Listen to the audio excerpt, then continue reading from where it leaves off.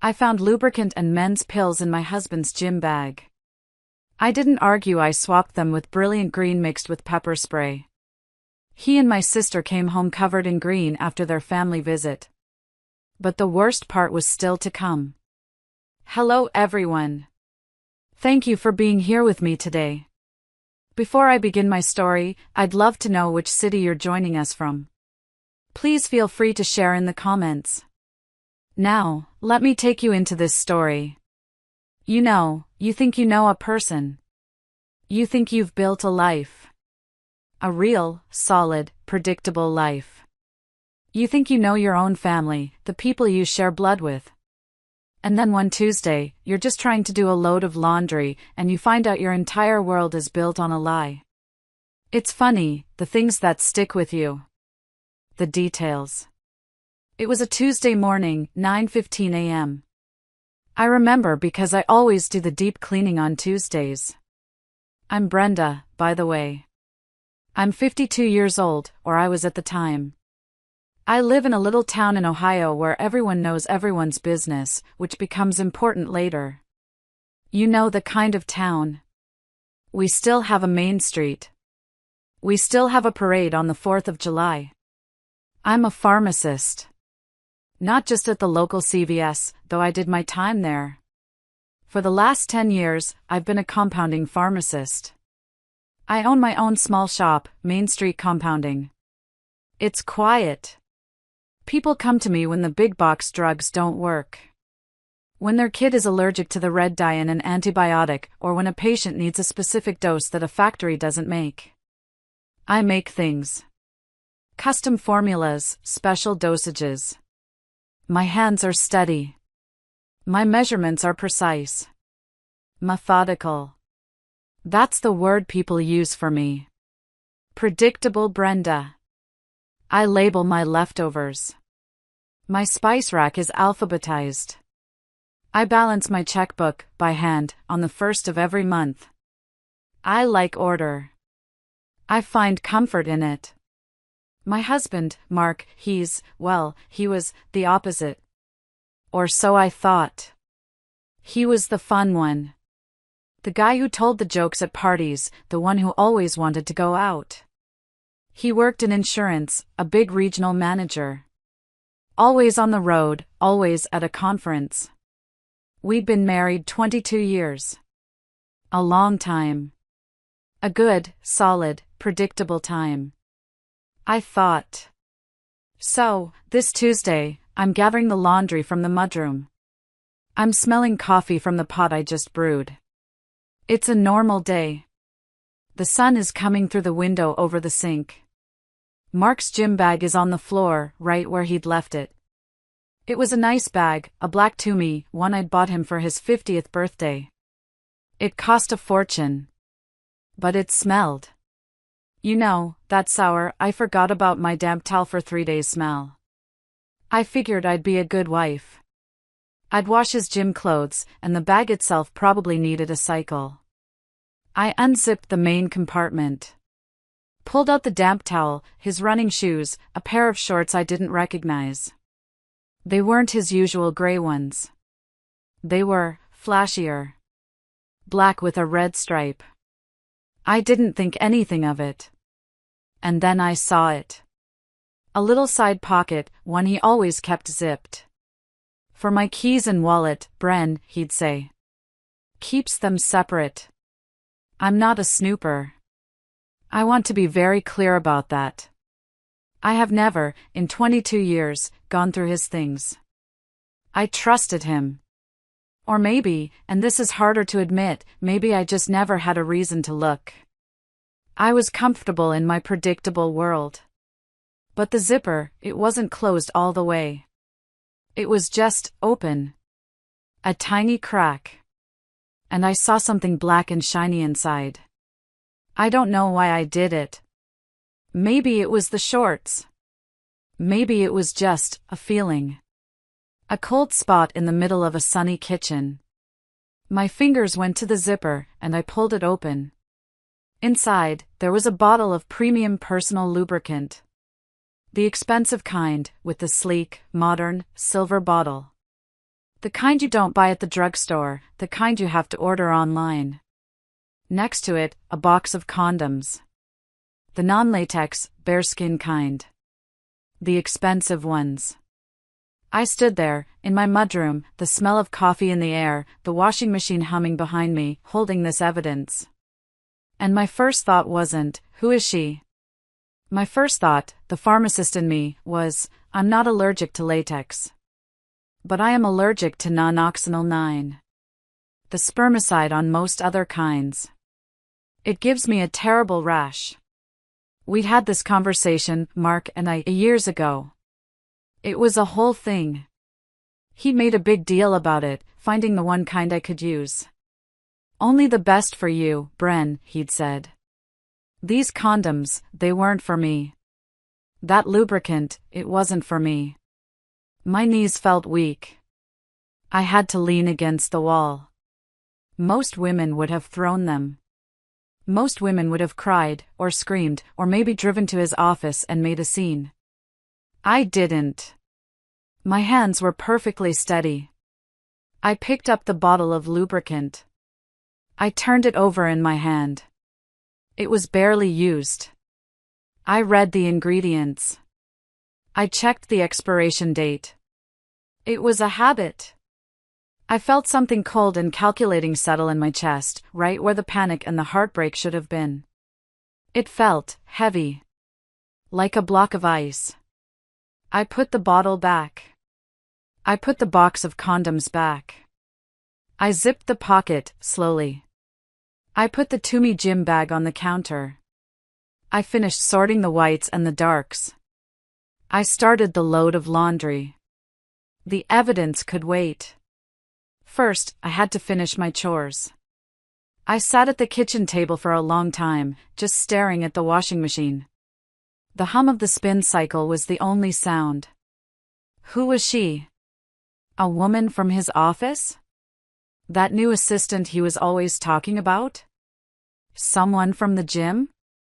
My mind was racing, trying to put pieces together that weren't there.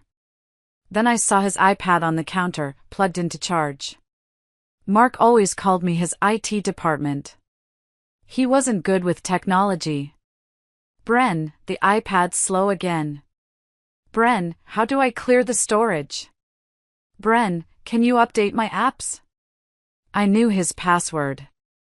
Of course I did. I had set it up for him. 1-2-3-4, he was so predictable. My hands were shaking, just a little, as I picked it up. This felt different. This felt like a violation. But then I thought about the bottle in his bag. I thought about the condoms. My guilt vanished. I opened his iMessage. The little green bubbles. I scrolled. Nothing. A thread with his boss. A fantasy football group chat, full of stupid jokes. A thread with me, with heart emojis. It made me sick. And then, a thread with my sister. My little sister, Janine. My blood ran cold. No. No, it couldn't be. Not Janine. Janine. 38 years old, perpetually finding herself. She was the baby of the family. The pretty one, the one who could charm her way out of any trouble. I wasn't just her big sister. I was the one who paid for her first car when hers died on the highway. I co-signed on her first apartment when she couldn't pass the credit check. When she got laid off last year, she'd come to me, crying. Bren, I can't make rent. I'm going to be evicted. I'd given her the money. $5,000.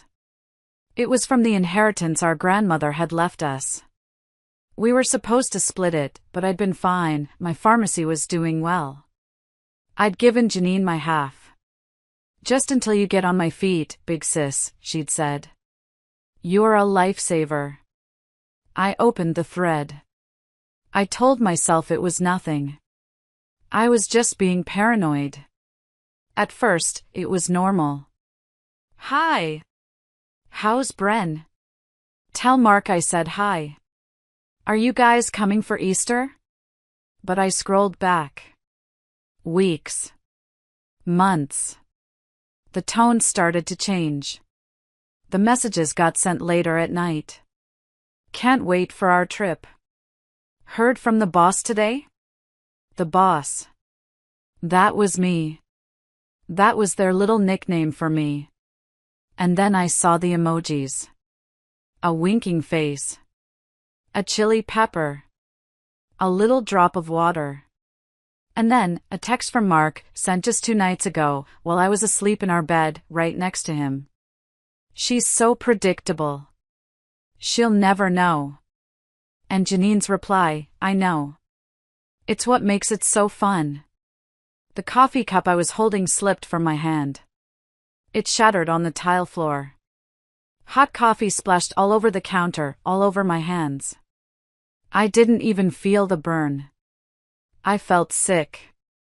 Physically ill. This wasn't a stranger. This wasn't some random woman. This was Janine. My sister. My blood. The little girl I had taught to ride a bike. The woman I had held while she cried over a breakup last year. The 2 people I loved and trusted most in the world. They weren't just betraying me. They were laughing at me. Together.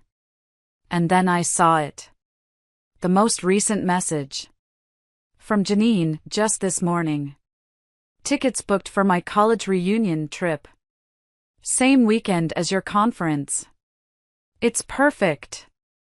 I grabbed a paper towel, my hand shaking now, but not with sadness. It was rage. A cold, pure, pharmaceutical-grade rage. I wiped up the coffee. I swept up the broken mug. Oh, it's perfect, all right, I whispered to the empty kitchen. I went to work the next day. I had to. I couldn't just fall apart. I had prescriptions to fill. Patients to counsel. The drive to the pharmacy was automatic. I don't remember it. I just ended up in my parking spot. I unlocked the door. I flipped the open sign. Mrs. Gable came in for her blood pressure medication. Brenda, you look a little pale, honey. Are you all right? Just fine, Mrs. Gable, I said, forcing a smile. Just a long night. Here's your lisinopril. Have a wonderful day. Mr. Henderson complained about his insurance copay. He's complained about it every month for 5 years. I listened. I nodded. I know, it's frustrating. Let me see if there's a coupon. All day, I was a robot. A smiling, helpful, predictable pharmacist. And all day, all I could think about was that text. Predictable. As soon as my shift ended, at 5:01 p.m., I locked the front door. I pulled down the shades. I walked to the back, to the compounding station. My station. My sanctuary. It's a clean room, all stainless steel and glass. Beakers, scales, spatulas. My tools. I thought about what to do. I could just put red food coloring in the lubricant. Stain them. But that felt amateur. They mocked me. They called me boring. They deserved more than a stain. They deserved memories. I went to the supply cabinet. I'm a professional. I know my chemicals. I know my regulations. I pulled out a bottle of brilliant green dye. It's a medical-grade antiseptic. It's potent.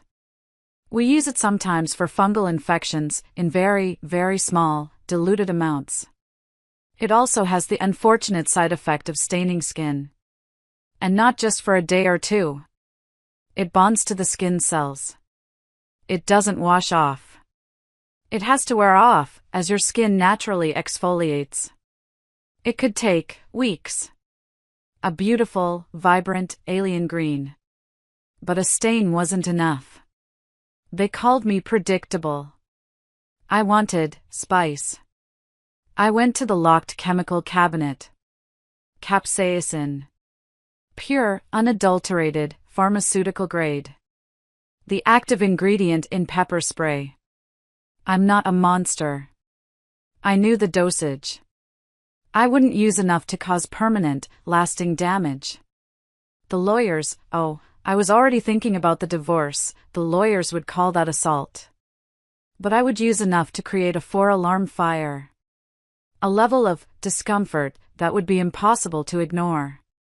A sensation that would make them think they had been doused in liquid fire. I put on my lab coat. I put on my nitrile gloves. I felt like a scientist, finally getting to the good part of an experiment. I pulled out a sterile glass beaker. I got my digital scale, the one that measures to 1,000th of a gram. I measured the capsaicin powder. The dust was so fine, I had to be careful not to inhale. I measured the brilliant green dye. Then, I added just enough of a neutral, water-based gel, a hydroxyethyl cellulose base, to be exact, to match the viscosity. I had to get the consistency right. I couldn't have it being watery. It had to look and feel just like the real thing. I mixed it with a glass rod. The final product was beautiful. A shimmering, pearlescent, innocent-looking gel. A gel from hell. Oh, and the condoms? I didn't forget them. I went to the Sharps container. I took a microfine needle, the kind used for insulin. 31 gauge. Almost invisible to the naked eye. Just one, tiny, almost invisible hole.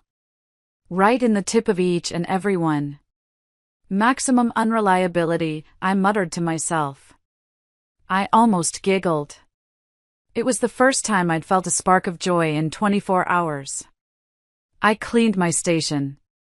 I sterilized every beaker, every rod. I put the chemicals back. I left no trace. I was, after all, predictable. That night was Wednesday. Their trip was on Friday. Mark was home. He was in a good mood. Too good. He was humming. Humming. While he was in the kitchen, making a sandwich, I watched him from the hallway. He was checking his phone, smiling. Probably texting her. My sister. Excited for the conference, honey? I asked, walking in. My voice was sweet, level. I impressed myself. Oh, hey, Bren, he said, not even looking up. Yeah. It's a big one. The whole regional team will be there. Sounds important, I said, leaning against the counter. It is. Big presentation. Could lead to a better promotion. He was lying. Lying right to my face. That night, he started packing. He pulled out his suitcase. He pulled out the Tumi gym bag. Gonna hit the hotel gym, he announced, as if I cared. Gotta stay in shape. He went to take a shower. I heard the water running. The rumble of the pipes. My heart was pounding. Not from fear. Not from guilt. From anticipation. I grabbed the gym bag. I didn't go to our master bath. I went to the guest bathroom, down the hall. I had my kit ready, hidden under the sink in an old shoebox, a new, sterile 20 cubic centimeters syringe with a wide-gauge needle, my little glass jar of hell gel, and the box of punctured condoms I'd brought home from the pharmacy. I locked the door. I unzipped the side pocket. My hands were shaking a little now. I pulled out the lube. I was a professional. I carefully unscrewed the cap. I drew my new formula into the syringe. The gel was thick. I injected it into the bottle. It was a perfect, seamless fill. I screwed the cap back on, wiped the bottle clean with an alcohol swab. Not a single trace. Then, the condoms. I opened his box. I opened the identical box I'd bought. I swapped them. The tampered ones went into his box. The new, untouched ones went into mine, which I'd throw away later. The water stopped. I heard the shower door slide open in the other bathroom. I shoved everything back into the gym bag, zipped the pocket, shoved the syringe and my jar back in the shoebox, hid it under the sink, flushed the toilet to cover my exit, and unlocked the door. I walked out of the guest bath just as he was coming out of ours, a towel wrapped around his waist. He was still humming. "Hey," he said, smiling at me. "All clean. All set for your big conference?" I asked, leaning against the doorframe, trying to look casual. "Yep. Going to be a long weekend. Lots of presentations," he lied again. He kissed my forehead. His lips were wet. It made my skin crawl. "Don't wait up for me on Sunday, okay? I'll probably be exhausted." "Oh," I said, patting his arm. "I'm sure you will be. You get some rest." I had to be sure. I couldn't just trust that they were stupid. I had to know. I had to see. The next day, Thursday, I called in sick to the pharmacy. "Stomach bug," I said. My stomach was, indeed, churning, but not with illness. I drove to the electronics store in the next town over, where no one would recognize me. "I'd like a GPS tracker," I said to the kid at the counter. "A simple one. For my dog. He keeps running off." Okay, lady," he said. I bought a simple, prepaid, magnetic tracker. The kind you can just stick under a car seat. I paid in cash. While Mark was at work, I walked out to the driveway. I looked up and down the street. No one. I knelt down. I stuck it right under the passenger seat of his sedan. It clicked into place, hidden by the metal. Modern technology is a beautiful thing when you know how to use it. Friday morning came. He packed his bag in the car. He came back in. He kissed me goodbye. The Marriott is supposed to be nice. "I'll bring you back one of those little soaps," he joked. "You're all heart," I said, smiling. I waved as he backed out of the driveway. I waved until he was out of sight. An hour later, my phone buzzed. A text from Janine. "Hey big sis. Off to see my old roommate in Cleveland. Wish me luck. Love you." It included a picture of her in her car, smiling, sunglasses on, the sun shining. "Have fun. Be safe." I texted back. "Love you too." The words tasted like ash. I spent the day cleaning. I was a woman possessed. I scrubbed the grout in the bathroom with a toothbrush. I reorganized the pantry. I alphabetized the cans of soup. It was the only thing that kept me from screaming. At 3 p.m., my laptop pinged. The GPS tracker. His car had stopped. I had the tracker feed open on one screen and the Marriott's website on the other. The conference was at the downtown Marriott, a beautiful, 4-star hotel. But the little dot on my screen wasn't at the Marriott. It was 20 miles outside the city, at a Hampton Suites off I-71. The kind of place with peeling paint, a continental breakfast that's just stale muffins, and weekly rates. I waited an hour. I let them get settled. I let them check in. I let them get comfortable. Then I picked up my phone and called him. "Hey, honey. How's the conference?" I chirped, my voice full of sunshine. "Oh, hey, Bren." He sounded distracted. It's a lot. Just checked in. The room is great. Really nice view. Oh, wonderful. The Marriott, right? Is it as fancy as it looks online? Yeah, top notch. Best in the city. I could hear the smile in his voice. The liar. Listen, I've got to run, the keynote is starting any minute. I'll call you later. Love you. Love you too, Mark. Have a great time. I hung up. I looked at the GPS dot. Hampton Suites, room 214, according to the tracker's precision. I looked up their website. The view was of the parking lot and a Waffle House. The magnificent, stupid, arrogant liar. I couldn't just sit there. I couldn't. I had to see. I had to see it with my own eyes. I got in my car. I told myself I was just going for a drive. I ended up on I-71. I drove the 40 miles. I didn't cry. I didn't rage. I just listened to a true crime podcast. It felt appropriate. I pulled into the parking lot of the Waffle House across the street. It had a perfect view of the motel. I parked in the back, behind a landscaping truck. I had a thermos of coffee, which was now cold. I had a pair of binoculars I'd bought years ago for birdwatching. Turns out, I was birdwatching. 2 specific, filthy birds. I waited. An hour. 2 hours. My coffee was gone. My neck was stiff. I ate a stale granola bar I found in my glove box. I felt like a private investigator in a bad movie. And then, the door to room 214 opened. Out walked Mark. He was wearing the new blue polo shirt I had just bought him for his birthday. He was laughing. And then, out walked Janine.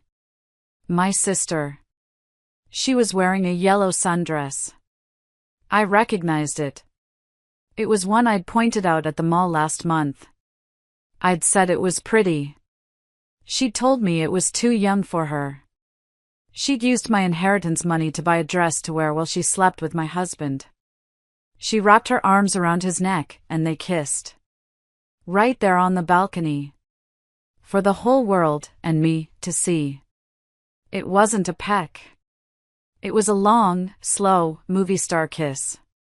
My hand was shaking. I raised the binoculars. I could see the lipstick on his collar. I could see the way he put his hand on the small of her back, possessively. They looked happy. Giddy. Like teenagers, sneaking around. They got into his car. Not hers. His. They drove across the street. Oh, God. They were coming here. I shrunk down in my seat. I threw my jacket over my head. My heart was trying to beat its way out of my chest. They walked right past my car. They went inside, sat in a booth by the window. I couldn't leave. I was trapped. I watched them through the binoculars. I watched them order. They were sharing a plate of hash browns. Laughing. His hand was on hers, on the table.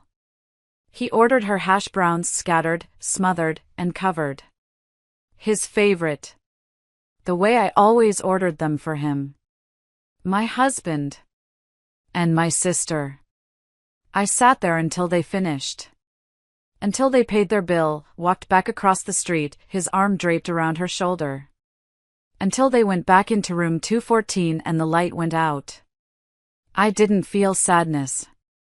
I didn't feel jealousy. I just felt resolve. A cold, hard, righteous anger. I started the car and drove home. I spent all day Saturday in a fog. I had to get out of the house. I couldn't just sit and wait. I went to the grocery store. I walked up and down every aisle, even though I didn't need anything. I bought a tub of ice cream. I went to the hardware store. I bought a new shower curtain, even though I didn't need one. I bought a new set of light bulbs. I just needed to do something normal. All day, my phone was silent. No how's the conference text from Mark. No wish you were here call from Janine. They were in their own little world. That evening, I couldn't stand it. The house was too quiet. The silence was deafening. I felt like I was going crazy. I got back in my car. I drove the 40 miles back to that Hampton Suites. I walked right into the lobby. A bored-looking kid, no older than 20, was reading a comic book at the front desk. "Hi," I said, forcing a smile. This is going to sound like a weird request. But my husband is in room 214, and I'm trying to surprise him. I'm his colleague. I'm supposed to meet him. Can I get the room right next to it, or maybe below it? I want to make sure he's settled. The kid shrugged. He didn't even look up. Weird. 114 is open. It's right below it. That'll be $65. Perfect. I paid in cash. Room 114 was awful. It smelled like stale cigarettes and bleach. The carpet was sticky. The art on the wall was a faded picture of a sailboat. I didn't care. I locked the door. I turned off the lights. I sat on the bed. I put a glass to the ceiling, like you see in movies. It didn't work. Just a faint rumble. The walls were thin, but not that thin. I went to the bathroom. I saw the ventilation grate in the ceiling. The ductwork. I took out my audio recorder. The little digital one I used for lectures at pharmacy conventions. I turned the gain all the way up, wrapped a towel around it, and wedged it up against the grate. And I listened. At first, just the TV. A basketball game. Muffled cheering. Then, laughter. Her laugh. That high-pitched, tinkling giggle she does when she thinks she's being charming. And his laugh. That deep rumble that I used to love. I sat there in the dark, on the lid of the toilet, in that disgusting, sticky-floored room, for hours. Why was I doing this to myself? I don't know. I needed to hear it. I needed the anger to burn away any last, stupid, lingering piece of love I had for either of them. I needed the justification. The basketball game on their TV must have ended. The cheering stopped. The room went quiet. And then, I heard them talking. Their voices, clear as day, coming through the vent. Janine's voice. "Are you sure she doesn't know?" "Brenda's smart, Mark. She notices everything." Mark's voice. He laughed. "Nah. She's smart about her pills and her spreadsheets. But about life? She's predictable. She's too busy organizing her spice rack to notice what's right in front of her. She's more like a mother. Not a wife. A mother." He called me a mother. We didn't even have kids. He meant I was sexless. Boring. Janine giggled. "I know. She's always been like that, even when we were kids. So uptight. Remember that time she grounded me for a week just for smoking a cigarette behind the garage?" "She grounded you?" Mark was laughing. "Totally. Like she was Mom. That's why I need this. You're my escape, Mark. She's not exciting like you are. You're spontaneous. You're fun. Well, you're not so bad yourself, Miss Reunion. Then they started mocking me. Openly. Laughing about the way I label my leftovers in the fridge. About the sensible sedan I drive. About my boring job at the pharmacy. Every word was a needle. Every laugh was a twist of the knife. And then, the final blow. "I just feel bad about the money," Janine said. Her voice changed. A little. "What money?" Mark asked. You know. Using her half of the inheritance from Grandma. The money she gave me for my rent last month. I kind of used it to buy this dress. And, you know. Supplies. My inheritance money. From my grandmother. The money I had given her, no questions asked, because she was my sister and she was struggling. Mark just chuckled. Don't. She's got plenty. And besides, she offered. What she doesn't know won't hurt her. I clicked stop on the recorder. That was it. That was the last piece. They weren't just betraying me, they were stealing from me. They were using my own grandmother's money to fund their affair, to buy the very lubricant that was, at that very moment, waiting for them in that gym bag. I packed up my recorder. I walked out of the room, left the key on the sticky nightstand. I didn't look back at room 214. I didn't need to. I drove home, and the rage was so cold, so pure, it felt like peace. Sunday. The day they were due back. Mark was scheduled to come home in the evening. Janine was driving back from Cleveland. I woke up. I made coffee. I read the Sunday paper, cover to cover. I did the crossword puzzle. I went online and paid some bills. I checked our joint account. And there it was. A charge from the Hampton Suites. 2 nights. $130. He hadn't even tried to use a different card. He just assumed I wouldn't check. The arrogance. My mother called. Hi, sweetie. Just checking in. Did you hear from Janine? Is she having fun on her trip? Yes, Mom, I said, my voice perfectly calm, perfectly normal. I'm sure she's having the time of her life. Good, good. She deserves some fun. And Mark? How's his conference? Oh, you know, I said, looking out the kitchen window. Full of surprises, I'm sure. Well, you tell him I said hi. Love you, sweetie. Love you too, Mom. I hung up. My hand was shaking so hard I had to set the phone down. The nerve. The sheer, unmitigated nerve of both of them. I spent the rest of the afternoon making dinner. I made a pot roast. Mark's favorite. With carrots and potatoes. The smell filled the house. It was our Sunday smell. And it just made me feel hollow. I set the table. 2 plates. 2 forks. 2 knives. I sat on the sofa in the living room and turned on the TV.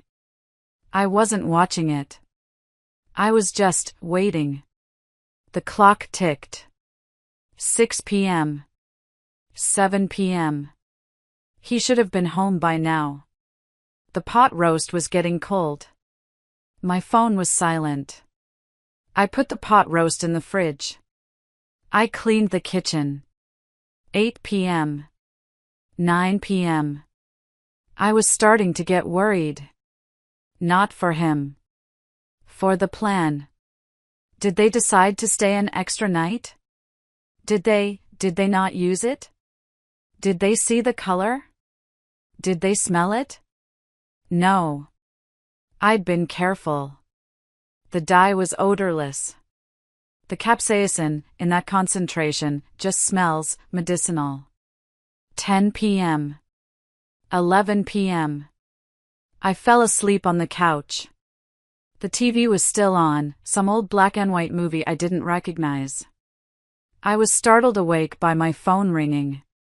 The house was dark. The TV was just static. I scrambled for the phone. The screen said Mark. The time said 3:04 a.m. I let it ring 3 times. I had to get my voice right. I took a deep breath and answered, making my voice groggy, sleepy. Hello? I said. Mark? What's wrong? Are you okay? All I heard was screaming. Not words. Just a high-pitched, terrified scream. And then a garbled, "Brenda! Oh my God! Help!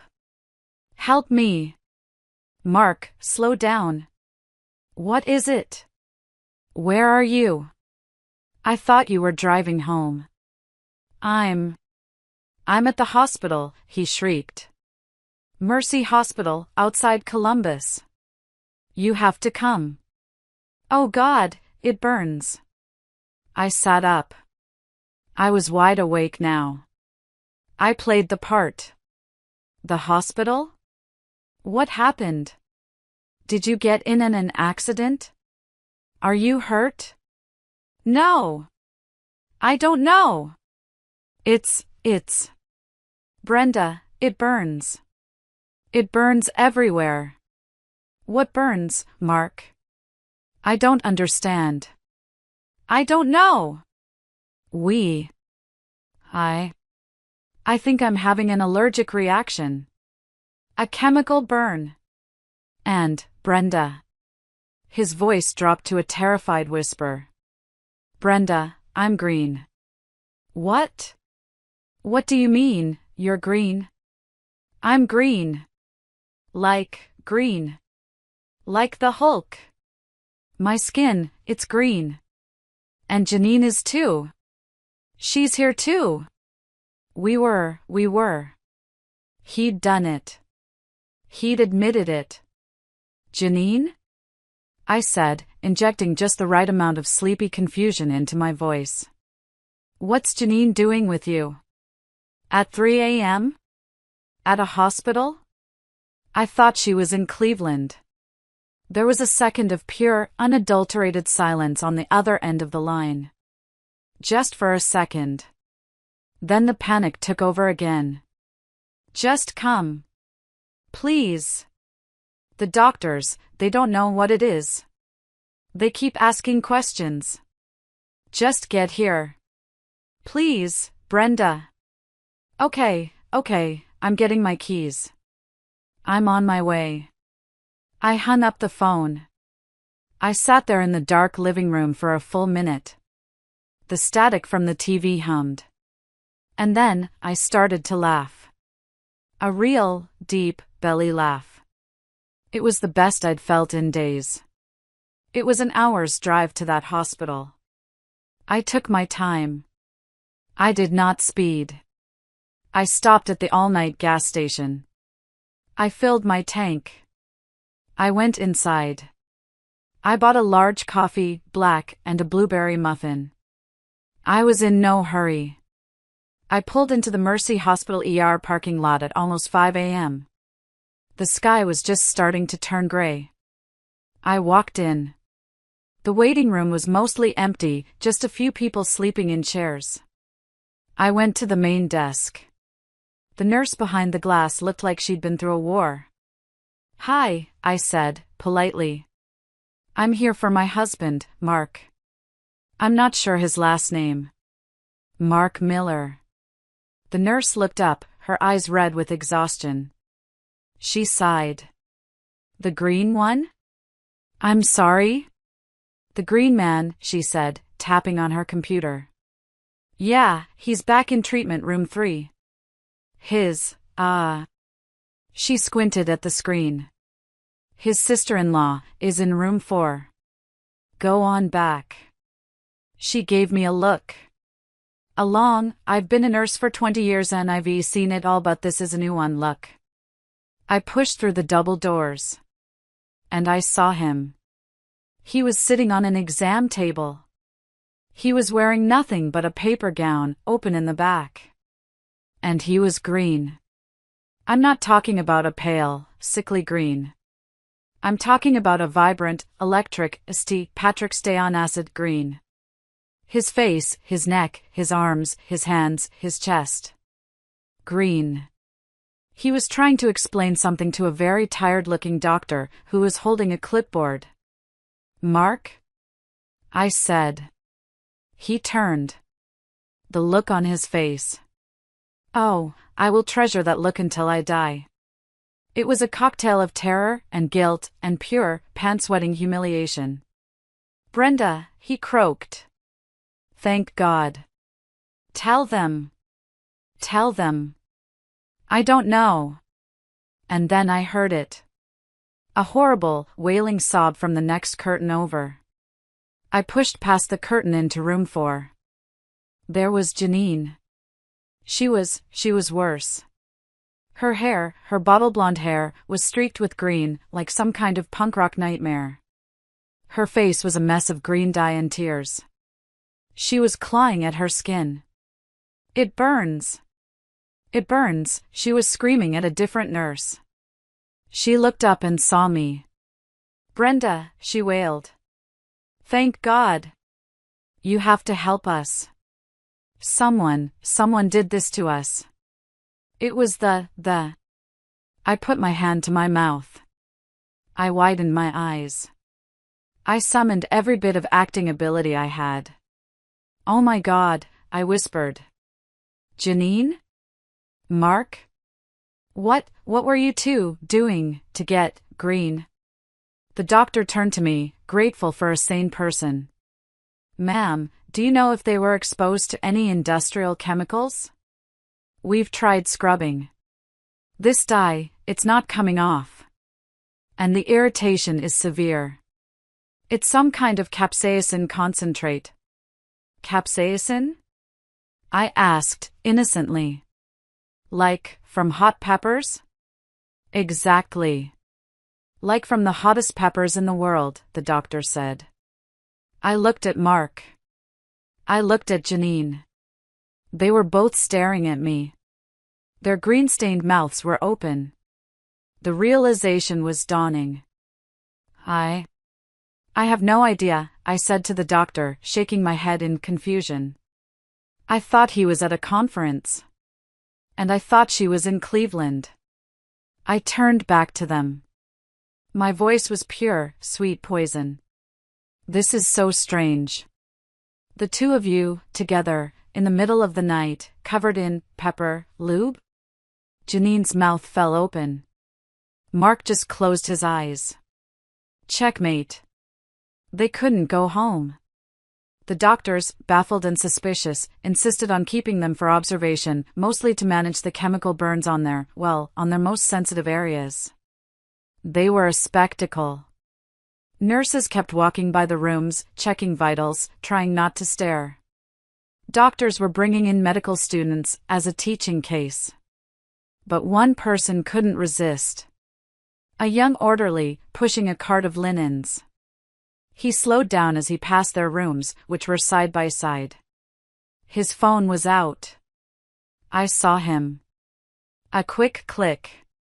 By the time I got home at 8 a.m., showered, and made a fresh pot of coffee, it had already started. My friend, Sarah, from my painting class, texted me. Brenda, are you okay? I just saw the craziest picture on Facebook. It looks like Mark? And, is that Janine? And they're green? I logged on. Oh, it was beautiful. Our town isn't huge. The picture had been posted in the Springfield Community Watch group.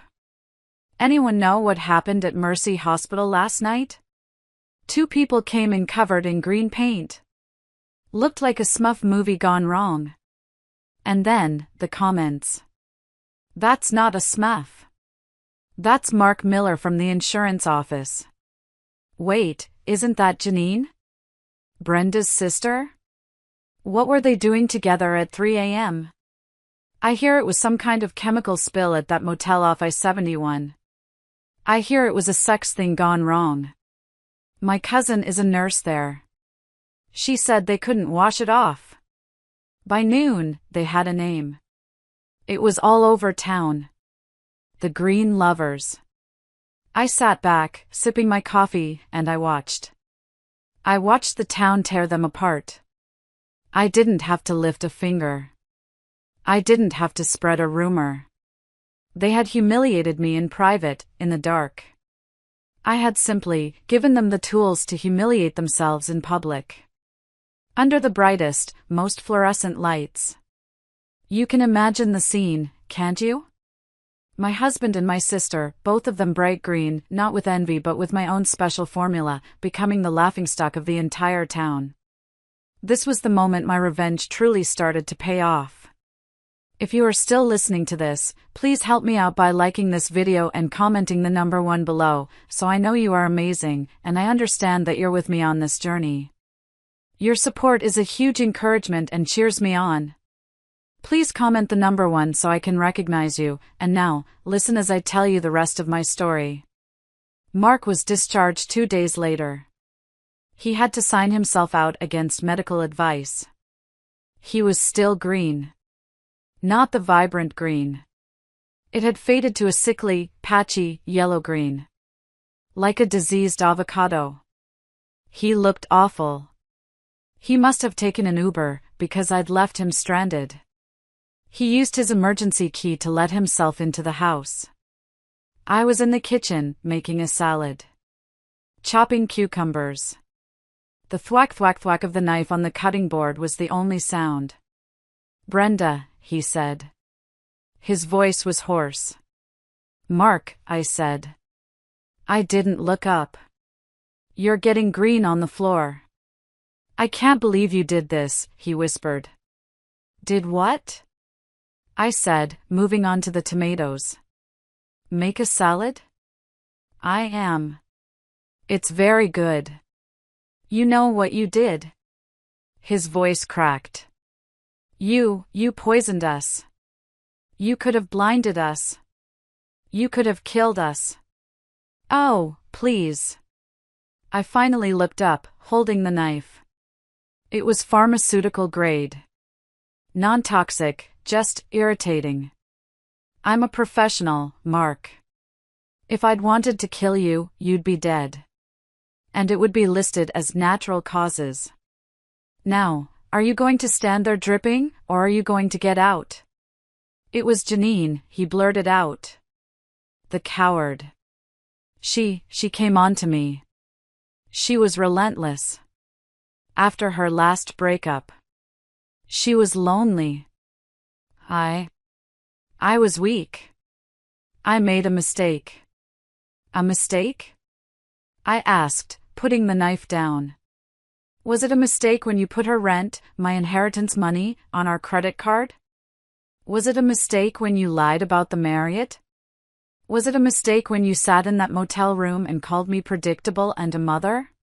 His face went from green to a pale, whitish green. He looked like he was going to be sick. How did you know that?" "You're not the only one who can use technology, Mark." I pulled out my phone. I hit play on the audio file I'd saved. His voice filled the kitchen. She's not exciting like you, Janine. You're spontaneous. You're fun. I've never seen a man crumble so fast." He actually sank to his knees. Right there on my clean kitchen floor. You heard," he sobbed. "I heard everything. Every word. Every laugh. Every insult. So don't you dare come in here and blame my sister. You were both in it together. You're both disgusting. Now, I've packed a bag for you. It's on the front porch. It has all your green-stained clothes in it. Brenda, please," he was crying now. Real tears. "I have nowhere to go. My job, they saw the pictures. They saw the Facebook posts.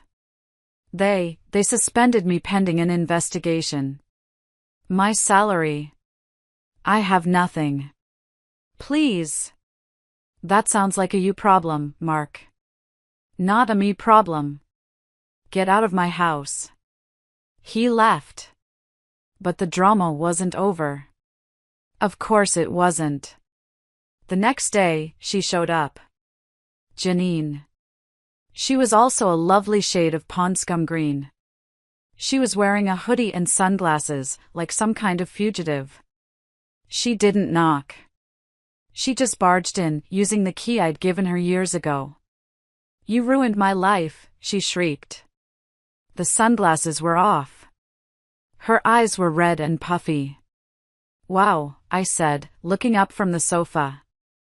"I was reading a book." "That's a new look for you." "Is that Envy by Clairol?" "This isn't funny. I can't go anywhere. People are pointing at me. They're calling me the Green Goblin. Shrek's mistress. I lost my job." "You had a job?" I asked, turning a page. "Oh, that's right. The one at the front desk of the dentist's office. The one I helped you get." "You're welcome." "How could you do this to your own sister?" she cried. "We're family." That's when I snapped. All the cold, calculating calm vanished. I threw the book on the floor. "Family?" I stood up. "You want to talk about family, Janine? Family doesn't sleep with their sister's husband of 22 years. Family doesn't steal their sister's inheritance money. Family doesn't sit in a cheap motel room and laugh about how boring and predictable their sister is. You are not my family. Not anymore." You're kicking me out of the family?" she whimpered, her face crumbling. "No," I said, walking to the counter and picking up my phone. "I'm just making it official." I dialed. "Hi, Mom?" "Hi, Dad?" "Yes, I'm fine. I'm so glad I caught you both. But I have something I need to tell you. It's about Janine. And Mark. You might want to sit down. And yes, you should probably log onto Facebook." "I'll wait." Janine's face was a mask of pure horror. You told them?" "You told them?" "I told them to look at the Springfield Community Watch page," I said. "The rest, I'm sure, will explain itself. Now get out of my house. And leave the key." She just stared at me. She threw the key on the table. Then she turned and ran out of my house. The call with my parents after that was hard. That was the hardest part. My mom cried. My dad was just silent. That's a pain that the green dye couldn't fix. The very next day, I called a lawyer. The best divorce lawyer in town. A woman named Sarah. A real shark. I sat in her plush, expensive office. She had a wall of awards behind her. "So, Brenda," she said, leaning forward. "Tell me what we're working with. Infidelity is messy. And this is a no-fault state, so him cheating doesn't really change the bottom line." "Oh, it's messy," I agreed. And I laid it all out. I showed her the bank statements. The withdrawals for rent. The charge for the Hampton Suites on our joint account. I showed her the GPS data. The printout of his car at the motel, not the conference. I showed her the text messages I'd forwarded to myself. And then, I played her the audio recording. Her eyes got wider and wider. When she heard the part about my inheritance money, she actually gasped. You recorded them?" she whispered. "In a hotel room I rented, yes." "Is that admissible in court?" "Probably not," she said, a slow smile spreading across her face. "But, we're not going to need it." "Why not?" She spun her laptop monitor around. She was on Facebook. "Because of this," she said, pointing to the green lover's picture, which had now been shared 4,000 times. "As I said, this is a no-fault state. But in the court of public opinion? And as leverage to make him sign anything we put in front of him? This is beautiful. You're an artist, Brenda. Mark didn't fight me. He couldn't. He had no money for a lawyer of his own. His suspension from his high-paying insurance job had become permanent. Apparently, no one wants a claims adjuster who is famous for being a green, adulterous, idiotic fool. The settlement was simple. I kept the house. I kept the savings. I kept my 401k. I kept the sensible sedan. He kept his gym bag, his green-stained clothes, and his credit card debt.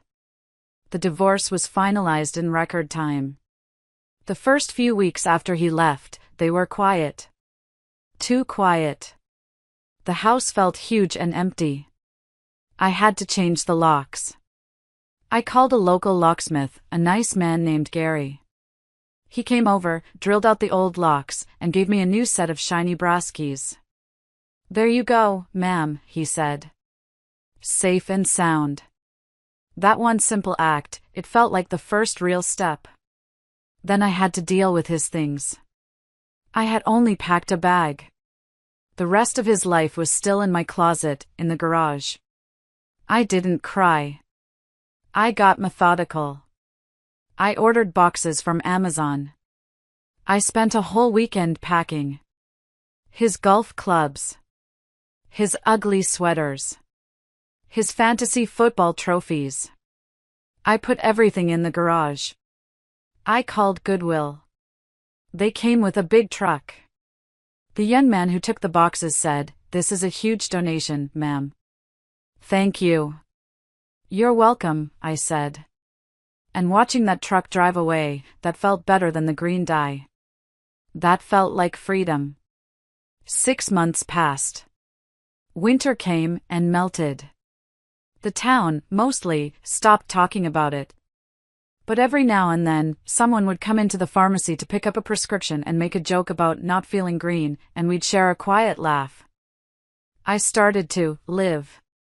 I redecorated the house. I painted my bedroom a nice, calm, peaceful blue. I threw out that old pot roast pan. I bought a new, bright red Le Creuset. I finally joined that painting class Sarah was always bugging me about. I was terrible. My first painting was a lopsided bowl of fruit. My apples looked like tomatoes. But I met people. I met Marge, a retired schoolteacher who told the dirtiest jokes I'd ever heard. We'd get coffee after class. We never, not once, talked about Mark. We talked about art, and our gardens, and the best place to get a good pastry. A year after the divorce, on what would have been our 23rd anniversary, I felt a pang. Not of missing him, but of time. 22 years was a long time. We'd always talked about going to Maine. Seeing the lighthouses in the fall. He always said it was too expensive or bad timing, or that his promotion was just around the corner and we had to wait. I went home. I opened my laptop. I booked a flight. I rented a small cottage by the water, just for me. I spent a week driving up the coast. I ate lobster. By myself. With my hands. I got butter everywhere. I sat on a cold, rocky beach, wrapped in a blanket, and watched the ocean. And I laughed. That was 2 years ago. My pharmacy? It's booming. I hired a new technician, a bright young woman from the university. I'm teaching her how to compound. I adopted a dog. I know, it's a cliché. The divorced woman and her dog. But I don't care. He's a scruffy-looking terrier mix I got from the shelter. I named him Scout. He's not predictable. He chews on my shoes. He barks at the mailman. And he sleeps at the foot of my bed every single night. I still hear things. You always do in a small town. Mark, he lost the warehouse job. I heard he's in another state now, Indiana, I think. Living with some cousin. Someone said they saw him, and that the green tint is still faintly visible around his fingernails and in his cuticles. Like a permanent, sickly stain. Janine? I heard, she's in Florida. She sent a Christmas card to Mom last year. Just a card. No note. My mom, she didn't know what to do with it. She still has it, in a drawer. We're healing, my parents and I. It's slow. That wound, that's the one that still hurts. The family part. One night, I was getting ready for bed. I had just washed my face. My phone buzzed. An unknown number. Brenda. It's Mark. I know you'll probably delete this. But I just want to say I'm sorry. For everything. I was a fool. You were right. You were never boring. You were just good. And I was green. I looked at the message. I was green. Was that a joke? I read it again. And I did something I hadn't done in years. I laughed. A real, genuine, out-loud laugh. Then I blocked the number and deleted the message. Some people say the best revenge is living well. I say, why not do both? They wanted me to be predictable. They wanted me to be boring. They called me the boss and mother. They underestimated me. They forgot I was a scientist. But more than that, they forgot I was strong. I gave them exactly what they deserved. A story to tell. A performance. And a color scheme they will never, ever forget. And honestly, I haven't lost a minute of sleep over it. Thank you for listening to my story. It's still a lot, even now. But telling it, saying it all out loud, it feels good. It feels like closure. If you've ever been through anything like this, or if you just stuck around to the end because you wanted to hear what happened, I'd be so grateful if you'd leave a comment. Let me know what you think. Did I go too far? Or not far enough? Your stories, and just knowing you're out there listening, it means the world to me. Thank you for being here. I'll see you next time. And so, this story leaves us with profound lessons about resilience, self-worth, and the strength to reclaim one's life after betrayal. It reminds us that even in the face of deep pain and humiliation, we have the power to rise above, to turn devastation into determination, and to craft a future that reflects our true value. Brenda's journey was not just about revenge, it was a declaration of her strength, her intelligence, and her ability to rebuild a life she deserved. At its core, this story teaches us that self-respect is non-negotiable. When others underestimate or betray us, we must remember our worth and refuse to let their actions define us. Brenda's actions, though unconventional, highlight the importance of standing up for oneself, of refusing to be a victim, and of finding closure in a way that empowers rather than destroys. What about you? Have you ever overcome a betrayal or hardship that made you stronger? Share your thoughts below or comment good if this lesson resonates with you. Let's inspire each other to embrace our strength and live boldly.